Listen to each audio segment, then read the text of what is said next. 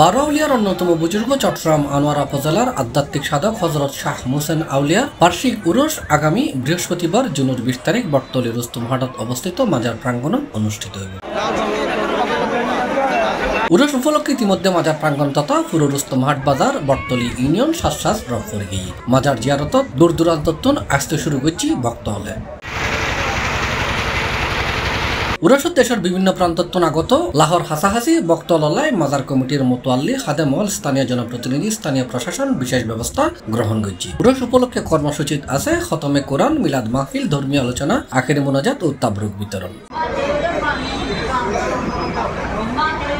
জানা গিয়ে বাংলার সুফি মতবাদের অন্যতম প্রবর্তক হযরত শাহ মোহসেন আউলিয়া সুদূর আরবত্তু সমুদ্র পথে ফাতরে নৌকো বানায়ের ইসলাম প্রচারালয় চট্টগ্রামত আগমন করছে আজ প্রায় 700 বছর আগে। বর্তমান চট্টগ্রাম শহরের প্রবর্তক আছিল তার মামা বদর আউলিয়া। চট্টগ্রাম শহরের সারাগি ফারত শুয়ে আছে সেই মহান আধ্যাত্মিক ইসলাম প্রচারক। চট্টগ্রামত আগমন করি হযরত শাহ মোহসেন আউলিয়া চট্টগ্রামর আনোয়ারাত আস্তানা গড়ে তুলি। পরবর্তীতে আধ্যাত্মিক শক্তিতে জনপ্রিয় মহাপুরুষের মাজার প্রতিষ্ঠিত। এই মহান সাধক দীর্ঘদিন ধরে আবাদত রেয়াজতে মগ্ন অবস্থাত 985 হিজরির বাংলা 970 আষাঢ় 6 তারিখ 1565 সনের ন্যায্যে মৃত্যুবরণ করছে। আর পরতো প্রত্যেক বছর 6 আষাঢ় বার্ষিক উরস অনুষ্ঠিত হয়।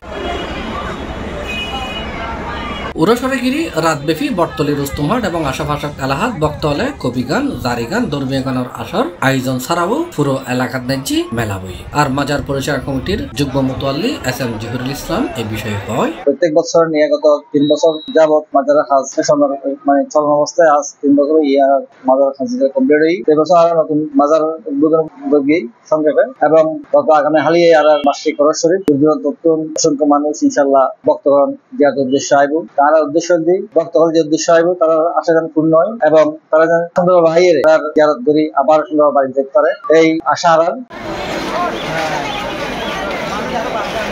C+ চট্টগ্রাম।